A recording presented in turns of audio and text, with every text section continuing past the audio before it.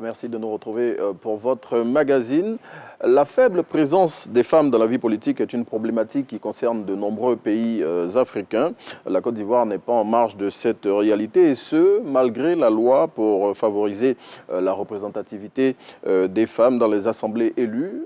Conséquence, eh bien, les femmes et particulièrement les jeunes filles sont de moins en moins présentes dans l'espace politique ivoirien. Comment remédier à cette situation? Eh bien, c'est autour de cette question que vont s'axer les échanges que nous allons avoir avec M. François Traoré, directeur résident du National Democratic Institute, qui est l'invité de ce jour d'Instant Vérité. Bonjour M. Traoré. Bonjour. Merci d'avoir répondu à notre invitation et malgré vos nombreuses occupations. C'est moi qui vous remercie. Mais en tout cas, justement, l'époque, M. Traoré, où on avait des dames et des jeunes filles fortes dans l'arène politique ivoirienne, elle est loin derrière nous, cette époque.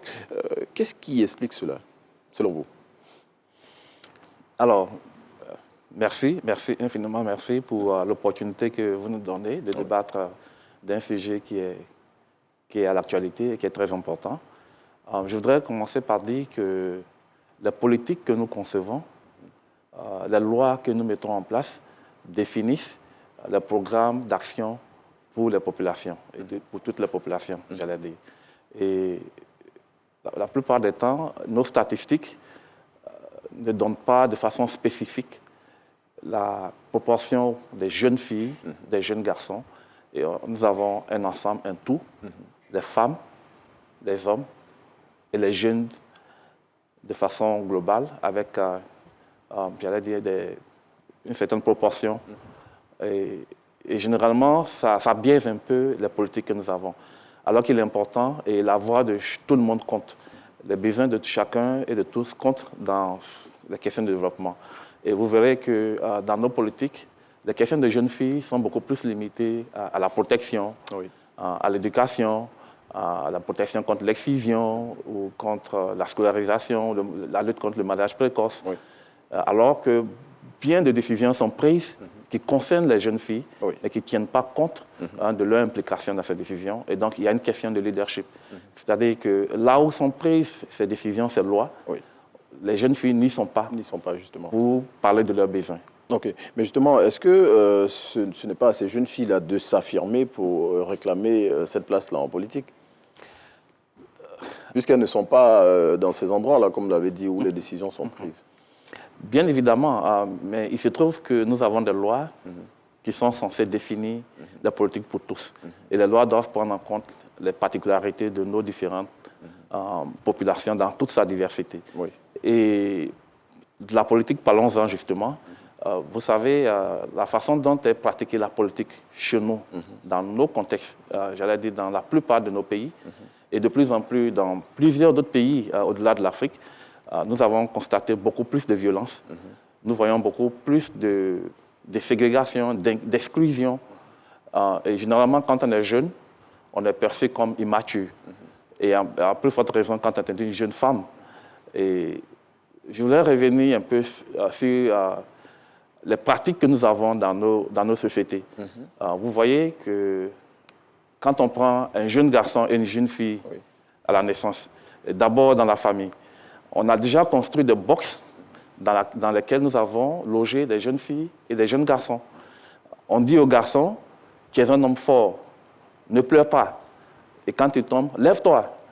Vous voyez, et quand c'est la période des fêtes, on achète aux jeunes garçons un pistolet, une machette ou un ballon. Et à la jeune fille, on achète des poupées, l'ustensile de cuisine. Et donc, en fait, je vais en revenir pour dire qu'on a déjà fini de classer la jeune fille dans un box, de sorte qu'elle est déjà reléguée aux travaux domestiques, aux travaux de ménage, aux travaux de femmes, alors qu'on a dit aux jeunes, tu es un homme, tu es fort, un pistolet. Et on a déjà construit dans la conscience des enfants une direction qu'ils vont prendre à l'avenir. J'entends bien ce que vous dites, mais je veux dire, il y a eu, ça tout le monde le sait, puisqu'on est en Côte d'Ivoire, on est contemporain de ces histoires-là, il y a eu des dévancières telles que, pour ne pas les citer, Simone Gbagbo, Henriette Diabaté, Marie-Odette Lorugnon, Kandia Camara, le contexte, il était le même. Donc, qu'est-ce qui a changé aujourd'hui? Vous avez parlé de violence, la même violence, on l'avait à l'époque aussi. Donc, je veux dire, il n'y a pas véritablement eu de changement. Mais ce qu'on constate, c'est que les jeunes filles, elles sont quasi absentes aujourd'hui. Oui, je suis d'accord avec vous, mais il faut reconnaître que les époques, c'est vrai, ont changé. Mais dans tout ce lot, on a toujours des exceptions qui sortent du groupe. Mais cela ne suffit pas. Et elles étaient combien quand vous parlez de... Mais en tout cas, on les sentait. Elles étaient présentes. Effectivement. Aujourd'hui, on n'en voit presque plus. Oui, et justement, je disais tantôt que les lois que nous concevons ne permettent pas justement à l'éclosion de ce type de leadership. Il y a la loi de 2019 qui favorise la représentativité des femmes dans les assemblées élues. Cette loi-là, par exemple, c'est déjà une avancée qui leur dit « OK, vous pouvez y aller ». Mais malgré cela... Et même cette loi, malgré que cette loi existe, nous constatons toujours que il y a toujours un recul en matière de participation de la femme. Et justement, je disais tantôt que j'étais en train d'évoluer dans mon raisonnement pour dire qu'on a fini de placer les jeunes garçons, puisqu'il s'agit des jeunes filles, les jeunes garçons et les jeunes filles dans des boxes, et de sorte que, avec ce que nous voyons aujourd'hui, ce que nous assistons en matière de pratique de politique, nous voyons plus de jeunes garçons qui sont enclins à s'y aventurer parce qu'on leur a fait savoir qu'ils sont forts, ils sont braves, alors qu'à la fille, on a dit que non, tu es assigné à des travaux ménagers. Et donc, on a continué à perpétuer ces pratiques dans nos familles. Et en plus, parlant de politique, et lorsque nous sommes en politique, dans la conscience générale des populations, les politiques sont menées par des hommes forts et riches. Vous comprenez? Et donc, ça donnait déjà une impression qu'un certain nombre une frange de la population sont exclus de cette pratique. Et donc, à l'arrivée, vous verrez que les jeunes, à cause de cette violence qui se perpétue en politique, à cause de la perception que nous avons dans nos sociétés de la politique, nous nous rendons compte que les filles sont moins enclins à s'aventurer dans des actions de violence, dans des actions où on parle de vol. Les politiciens, généralement, dans nos sociétés, sont un peu perçus, souvent, à tort ou à raison, on leur colle certaines étiquettes qui sont pas souvent... Je comprends, M. Traoré. Bon, c'est vrai, vous avez parlé de stéréotypes par rapport aux jeunes garçons et aux jeunes filles et tout ça, mais comme je dis, je vais revenir, puisque l'histoire est là pour nous permettre de comprendre qu'avant les générations actuelles, il y en a eu qui se sont engagés politiquement. C'était toujours les mêmes réalités, manque de moyens. Je veux dire, Kandia Camara, à l'époque où elle s'engageait en politique, elle n'avait pas plus de moyens que d'autres filles aujourd'hui, ou encore Simone Gbagbo, ou encore Feu Hortense Akangui, mais elles y sont allées. Elles ont foncé et elles se sont affirmées politiquement. Aujourd'hui, ce sont des références qu'on cite à souhait. Pourquoi nos jeunes filles d'aujourd'hui ne peuvent pas se lancer et qu'elles demeurent dans cet attentisme-là qui fait que, bon, je veux dire, pour revenir à ce que vous avez dit, on va prendre comme argument le manque de moyens, le fait que les garçons aient plus d'avantages qu'elles et tout cela, mais ça ne suffit pas pour justifier le fait qu'elles ne s'engagent pas. Oui, effectivement, ça ne suffit pas et je suis d'accord avec vous. Et d'ailleurs, je voudrais saluer le travail qu'ont fait ces braves dames par le passé. Mais aujourd'hui, nous avons toujours des jeunes filles qui sont dans la même dynamique. Ça, je peux vous le dire parce que notre structure travaille avec... votre structure, c'est le NDI, qui travaille avec beaucoup de jeunes filles, beaucoup de des filles et de jeunes femmes en politique. Et certaines se battent, elles continuent de se battre. Je ne veux pas en nommer ici pour des questions de... Je dis qu'on ne voit pas encore. Qu'on ne voit pas encore, mais il y en a qui sont très visibles. Je ne veux pas faire de publicité, mais je sais qu'il y en a qui sont très, très visibles. Nous voyons beaucoup plus de jeunes femmes sur l'aspect politique aujourd'hui qui militent, qui sont très fortes. Je veux parler de Yasmine Ouignan. Oui, Yasmine Ouignan du PPACI. Yasmine Ouignan, qui a été une brave femme, qui a commencé très jeune. Et nous avons vu Fleur Akengbo, du PPACI aujourd'hui. Nous avons la députée Zamblé. Oui, Zamblé Naya Jarvis du RHDP. Exactement. Et donc, nous avons ce type de modèle de jeunes femmes. Au moins quelques exceptions qui viennent confirmer la règle. Oui, absolument. Et donc, je me dis qu'il faut un travail de fond, il faut un travail d'haleine, mais surtout, il s'agit de commencer déjà à la base avec la politique d'éducation. Accentuer beaucoup aussi des questions d'éducation civique, d'éducation morale et civique, d'éducation à la politique, dès la classe, pour que les jeunes filles s'intéressent davantage aussi à la politique. Il faut déconstruire l'idée que la politique, c'est de la violence. Il faut déconstruire que la politique... Même si souvent c'est le cas. Hein. C'est effectivement souvent le cas, malheureusement. Mais la politique n'est pas seulement que les élections. Et souvent, on a tendance à faire savoir que la politique sont les élections. Il y a les questions de développement communautaire, les questions de gouvernance participative, les questions, j'allais dire, de participation à l'avancement des droits des jeunes filles, des jeunes garçons. Et donc, il faut qu'on travaille à ce qu'il y ait beaucoup plus d'informations, beaucoup plus d'éducation au niveau des jeunes pour qu'ils s'engagent véritablement à la politique. Donc, information, formation aussi surtout, parce que le plus souvent, ces jeunes, et surtout les jeunes filles, ne savent pas pourquoi elles s'engagent dans les formations politiques. Il y en a qui n'en maîtrisent pas les idéologies et surtout qui ne comprennent pas véritablement les enjeux de leur engagement politique. Et dans les formations politiques, ces jeunes-là sont relégués au second plan. Souvent, on les considère seulement comme des personnes bonnes à ramasser les chaises quand il y a les activités. Est-ce que ce n'est pas cela aussi? C'est l'impression souvent qu'on a, et il faut dire qu'il y a eu beaucoup de pratiques. On a tendance à voir des jeunes plutôt animés, plutôt ramasser des chaises, ou bien souvent malheureusement dans les rues en train de protester, alors que les jeunes ont du potentiel. Oui. Je pense qu'il revient aussi aux partis politiques de se rendre compte de la dividende démographique que sont les jeunes. Et aujourd'hui, nos statistiques nous disent que les jeunes sont à peu près à 77% de la population. Et donc, comment maximiser cet atout?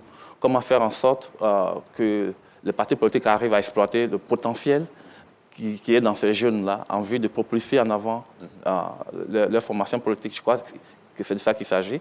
Aujourd'hui, avec les nouvelles technologies, avec les réseaux sociaux, nous voyons de plus en plus de jeunes qui sont engagés, à la fois les jeunes filles comme les jeunes garçons, qui sont sur les réseaux sociaux et qui s'expriment, qui font des débats très intéressants sur leur développement, sur leur participation, sur leur engagement à la chose publique.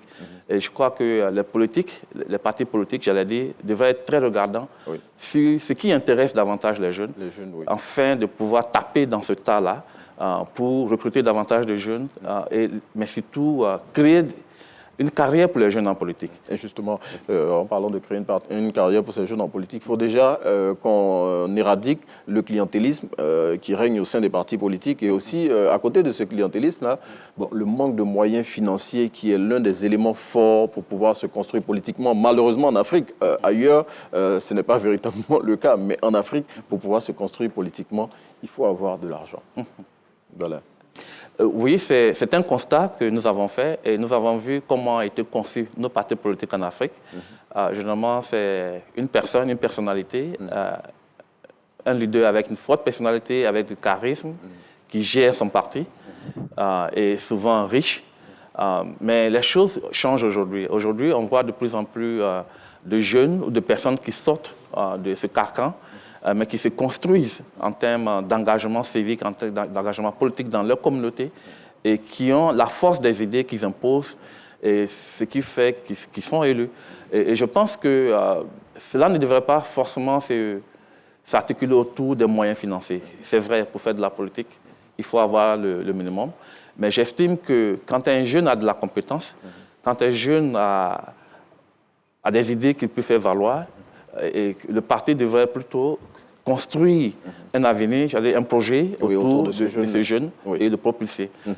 Et tout à l'heure, je parlais justement de construire la carrière des jeunes. Il faut que les partis politiques aient en leur sein, dans leurs textes, dans leurs lois, des programmes pour les jeunes. Il faut qu'ils aillent chercher les jeunes là où ils sont. Il faut qu'ils intéressent les jeunes à la chose politique, mais aussi faire en sorte que les jeunes puissent percevoir une progression dans le parti en termes de son engagement politique. Justement, en parlant de formation et d'aller chercher les jeunes, la Côte d'Ivoire s'est dotée, pour revenir aux jeunes filles, la Côte d'Ivoire s'est dotée d'une loi spécifique aux femmes dans les partis politiques. Et est-ce qu'on ne doit pas maintenant, selon vous, qui êtes du NDI, appliquer des mesures véritablement contraignantes à l'endroit des partis politiques qui ne pratiquent pas et qui ne l'appliquent pas pleinement?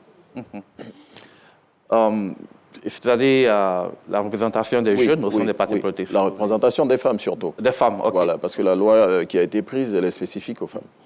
Oui, absolument. Je crois qu'il y a cette loi qui existe déjà il y a une loi qui est très contraignante qui existe en termes de sanctions des partis politiques qui ne respectent pas. Qui jusqu'à présent n'est pas véritablement appliquée au niveau des sanctions. Oh oui, je pense que... Aucun parti politique ne respecte véritablement cette loi.